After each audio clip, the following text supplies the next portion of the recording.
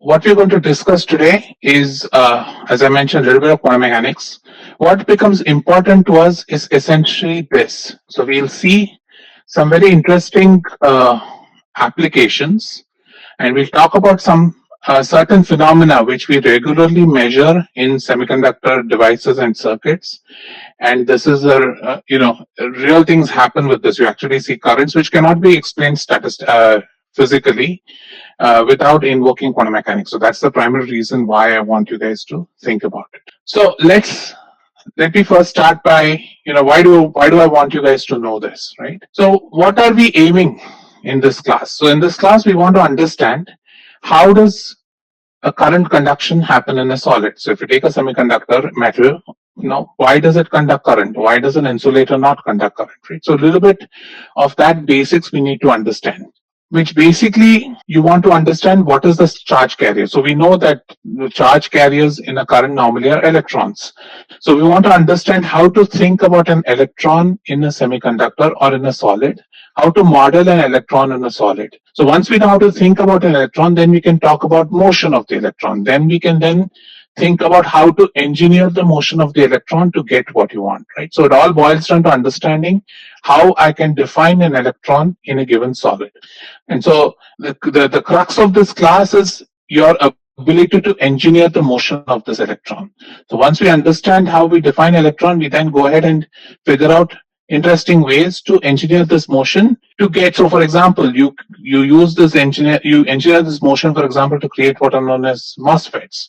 And MOSFETs are basic switches. So you can use these MOSFETs then to create digital gates, for example. So you'll see that the basic devices we learn in this class basically can then be connected together to form circuits to do interesting stuff. Also, what I want you to think about is whenever you read electrons, when you talk about semiconductors, there's a large part of semiconductors which deals with interaction of electrons with light, right?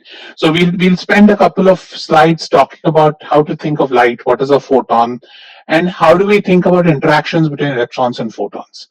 Because what will happen is there'll be, again, very interesting things you can create when you bring light in contact with semiconductors. So that's primarily the reason what we're going to talk about, at least probably this class and maybe the next class. We'll see how long it goes. So let's think about light. So all of you are aware of this. I'm just quoting things from what you've done in your first year or in your high school, right? So all of you know from diffraction, right? So if light is incident on a small slit, which is of the order of the wavelength of light, in that case, basically, you have light bending and creating what is known as a diffraction pattern. And so what you see are these fringes on the screen opposite the slit. So what you get are interference fringes, which have intensity variations from light, dark, right? And you all know the math behind it, why it happens, primarily because of interference of different waves of light. So here we look at light and we think of light as a wave. But you also would have done this in your physics classes early on or in high school about photoelectric effect, right? And what does the photoelectric effect state? Photoelectric effect states that suppose I'm impinging a radiation on a material, on a metal, then there is a certain minimum energy required for the impinging wave to eject an electron out, right? So we talk about what is known as a work function.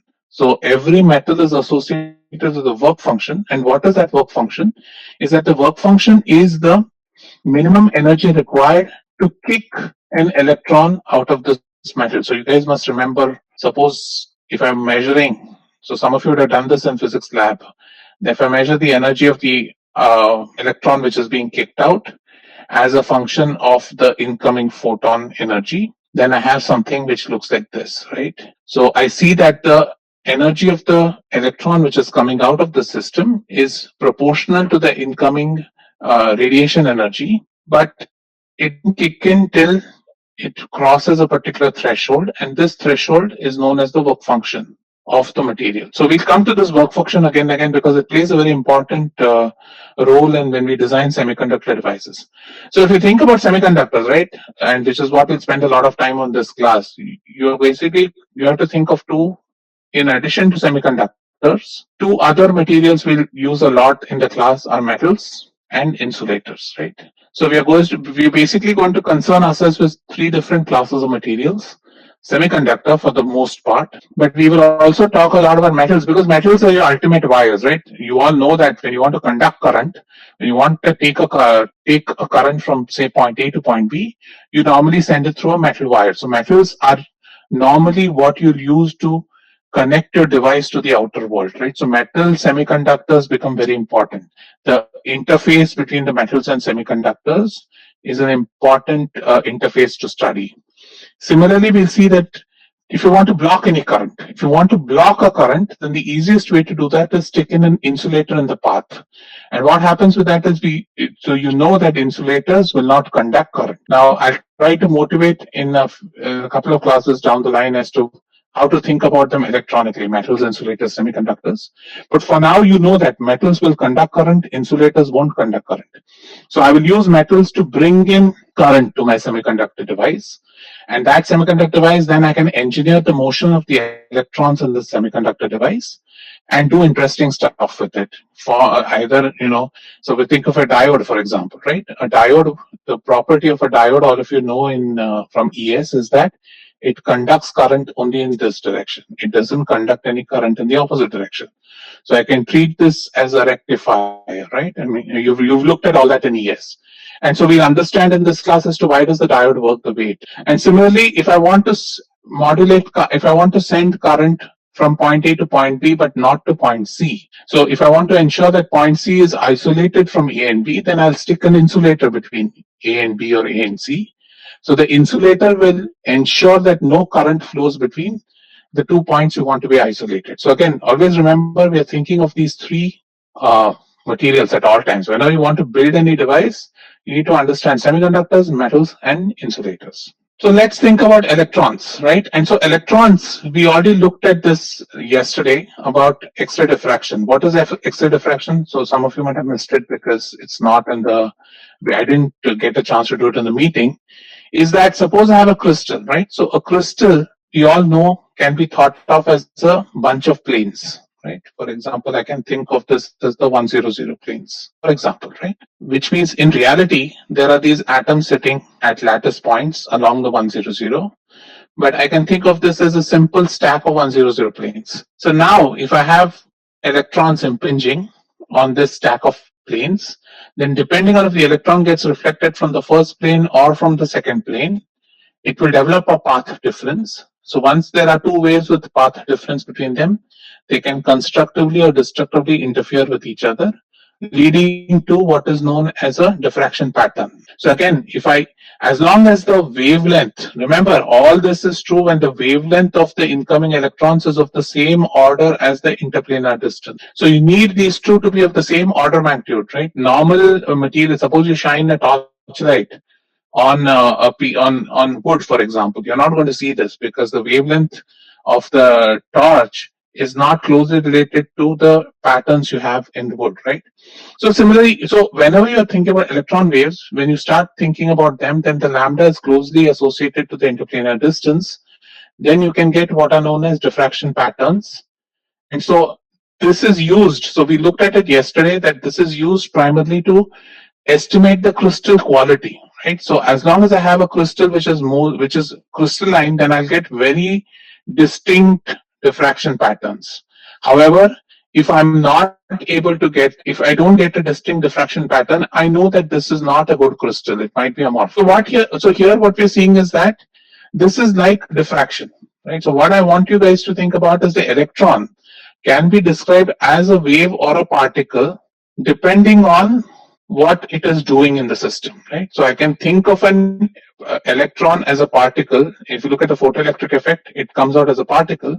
Or in this case, I can think of it as a wave because it's going through diffraction. So here the electrons, even though this is a steady stream of electrons coming in, the way I understand its impact is that it's working like a light wave which is impinged on a diffraction grating. So what you see is that electrons can sometimes behave as particles and sometimes as waves, right? And that's something you need to keep in mind, that one of the problems when you start thinking about electrons is that it's not always billiard balls. So you'll see in this class, I'll sometimes call electrons as billiard balls. When I'm looking at electron-electron interaction, I'll say, okay, this electron is impinging on another electron, so what happens to the energy distribution? But I'll also talk about electrons in this fashion. So depending on what phenomenon of the electron you're studying, you have to think of it as a particle or wave, just for us to get an understanding of how to model. Remember, we are engineers, we are not scientists, right? So we want to engineer something to get a particular function implemented. So whatever way we can understand the system helps us engineer a better system. So that's primarily the goal of figuring out how to think about an electron. So now let's go back to some basic chemistry. So all of you are aware of the Lyman series, Balmer series, and all that, right? You've done that somewhere in chemistry in one of your classes, right? And what is that? Basically, can anybody quickly give a refresher on what these various series are? How does one get these series? Anybody can unmute and speak to it?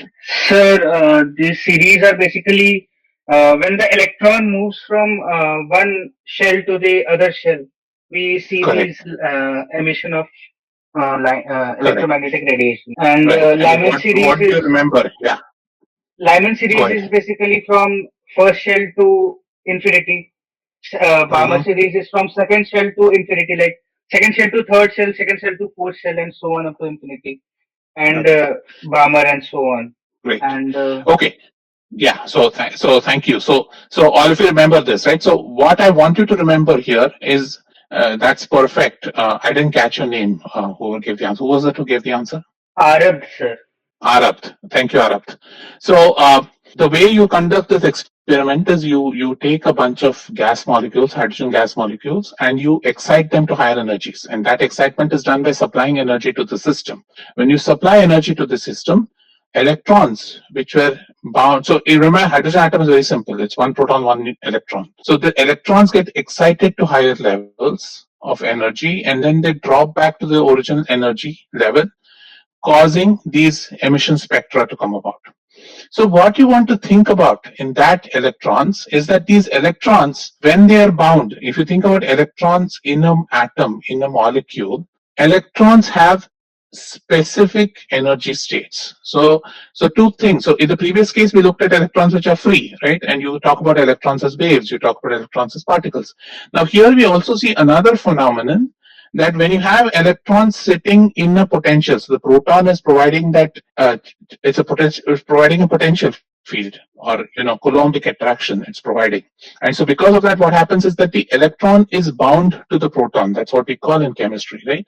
And what that means is that the thing you want to remember is when an electron is sitting in a system where it has some sort of force which is being exerted on that electron, you see that the electron in the system cannot take any random energy value, right? An electron can take only certain specific energy values in the hydrogen atom.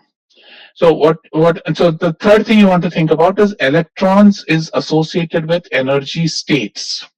So whenever we see electrons, you should associate them with some state. So electrons in solids, will have states, and those states are dictated by the chemistry of the atom, right? In the case of hydrogen, it's very easy to model because it's one proton, one neutron. But you will see a similar feature when you start thinking of larger atoms. With larger atoms, what happens is as you have more available energy levels, you have a mixing of various wavelengths. So the spectrum is not possible to extract. But in the hydrogen, it's very easy because of a simple system. So again, so the thing you want to remember here is that electrons have specific energy. So when you think about an atom in free space,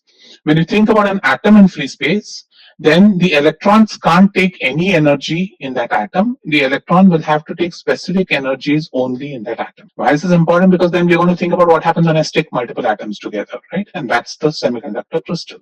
So we talk about electronic energies not being continuous, but rather being quantized. right? So it's very important to think about that we have electrons associated with the nucleus.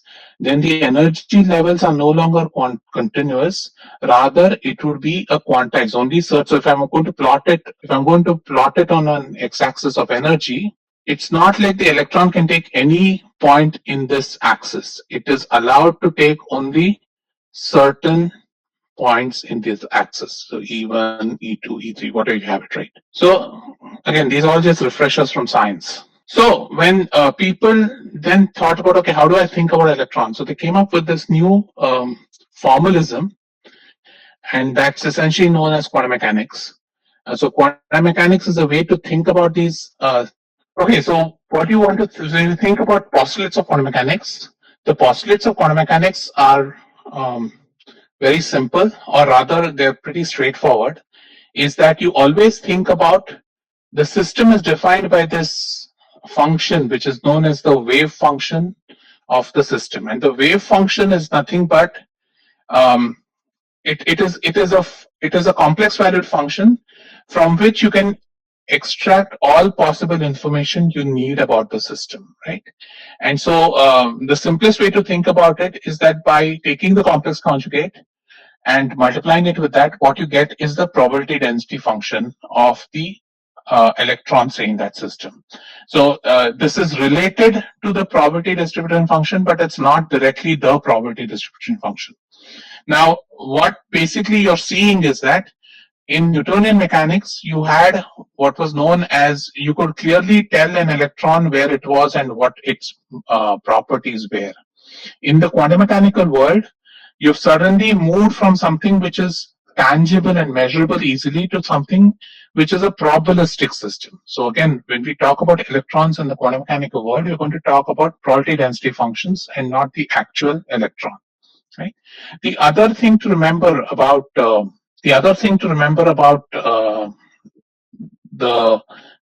wave function is that any observable. So when you talk about observable, I mean position, momentum. Those are the key things normally we use in electronics. Those can be done by what is known as an Hermitian operator. So I'll have an operator which will be a complex valued function, and if I use that function on the wave function, then I'll be able to extract any measurable value from it. Right. So, and how does the operator work? Basically, the operator, when you work the operator on the wave function, only the solution of the only the eigenvalues of this operator basically are the values available.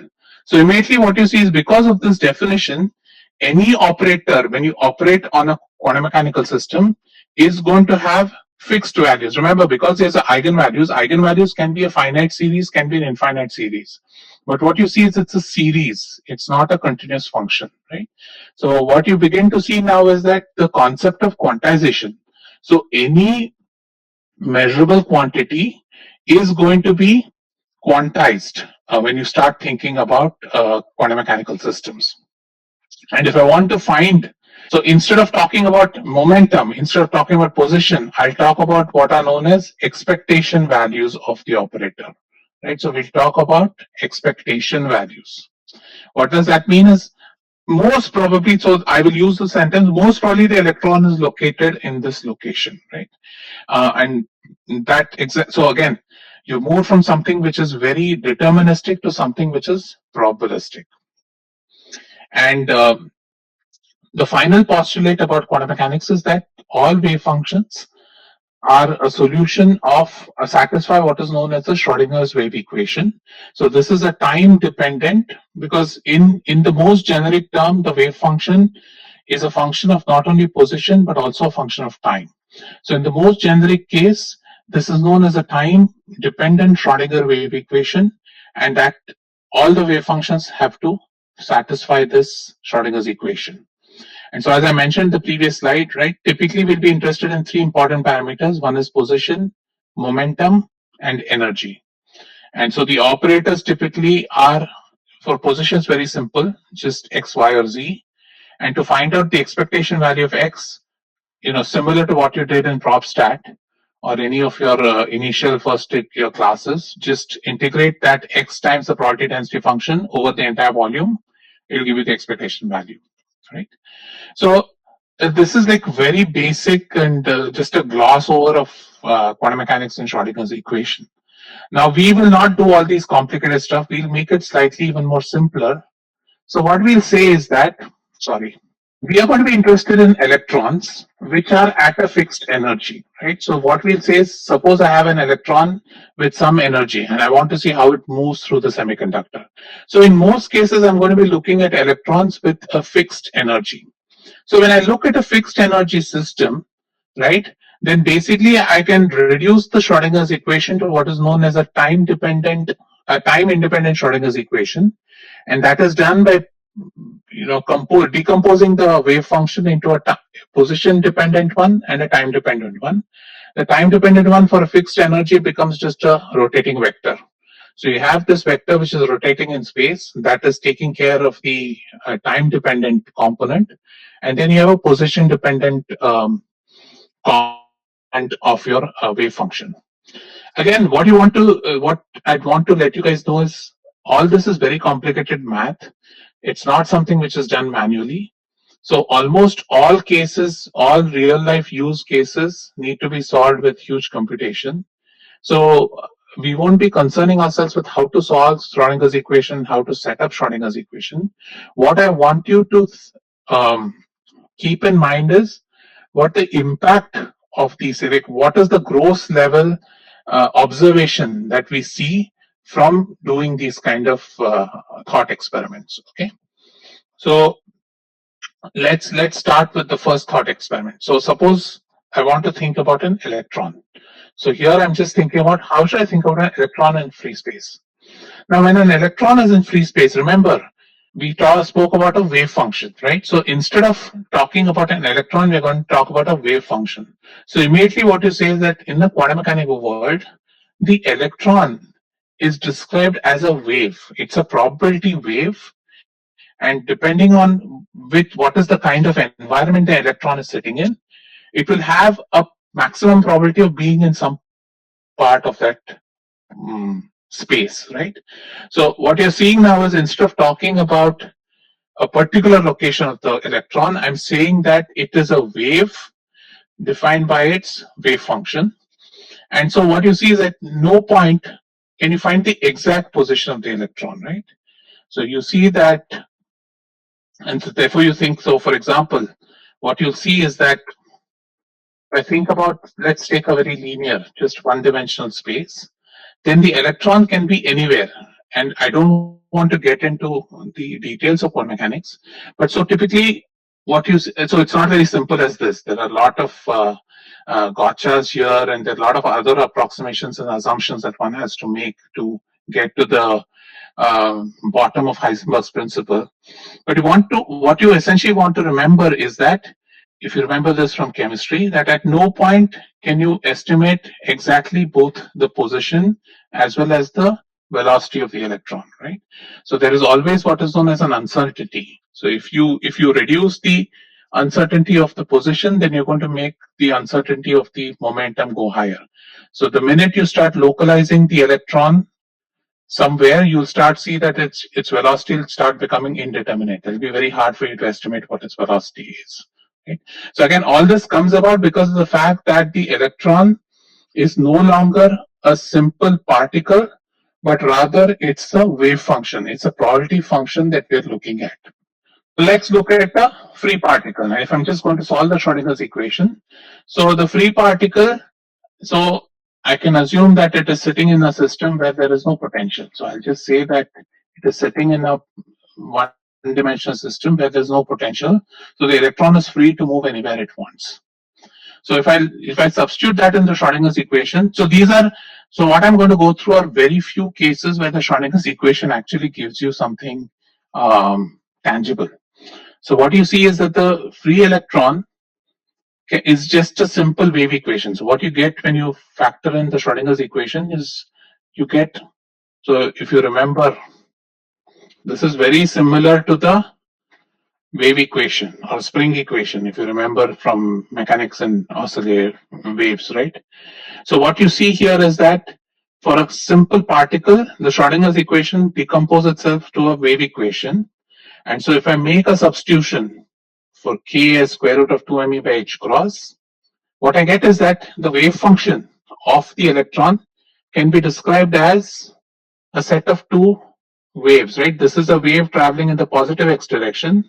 This is a wave traveling in the negative x direction, right? So this is a standing wave pattern I'm seeing, and it has its own pre-factors. So this is and this is the part of the electronic wave that is moving in the positive x direction. This is the part of the electronic wave that is moving in the negative x direction. So very simply, if you think about an electron in free space, if there are no potentials around with it, if it is you're just thinking of this isolated electron sitting in a space, then it's basically you can think of it as a standing wave, right? And in this case, the paradox is that in such a system, if you want to normalize this, right? If you say that the electron always exists, right, which means you have to normalize it, the wave function, to get your values of a plus and a minus. You see that until you do a measurement on the system, there is no way for you to know where the electron is in the system. So those are some of the paradoxes in this in this line of thinking. When you start thinking of a fantastical system where there's only one electron sitting in some in free space. But what I want you to remember is in free space, the electron is a wave. It is a standing wave, and you can think of it as, so again, now you see electron is a particle, but in quantum mechanics, I'm now going to start thinking of it as a wave, and it is made up of a wave, and it has, so since it's a wave, it has a wave number, and so I can talk about a wavelength of the wave. So again, going from the concept of an electron being a subatomic particle, I'm now going to start thinking of the electron as a wave, right, with a given wavelength. So you can see the wave particle duality coming here. And if I want to measure the momentum, right, suppose I want to measure the momentum of the particle, I'm assuming it moves only in the positive x direction. So if I'm doing that, then I basically integrate over entire linear space. And what I get is very nice. So what I get is that the expectation value of momentum is given by h bar k. And remember, h bar k is 2 pi by lambda. So what you're seeing here is the de Broglie postulate, right? That energy is equal energy is equal to hc upon lambda. So this is nothing but your de Broglie postulate. And if I talk about the energy, right, the energy of the particle, again, this is my assumption. So if I go back and find what the energy of the particle is, the energy of the particle comes out this way, or p squared by 2m. So again, you see it's very, very, very cool here, because you see that when I'm thinking of the energy of this electron, the energy of the electron is p squared by 2m, which is exactly what you had had in Newtonian mechanics. Only difference here is it is an expectation value of momentum and not the real momentum measured, right? So remember, if you remember Newtonian mechanics, P is mv, right? And energy is half mv squared.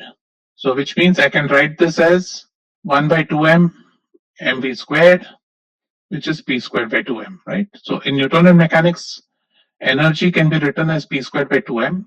And you see that then electron, if you just think about electron in free space, that can be also thought of very simply as a Newtonian particle with the momentum not being a measured quantity, rather an expectation value, and that expectation value is determined by the wave function of the electron. So again, the reason I'm bringing this up is what I'm trying to push is, yeah, quantum mechanics exists. There are some things which will work with quantum mechanics, but for most parts, we can think of the electron as just a particle with some momentum. Okay.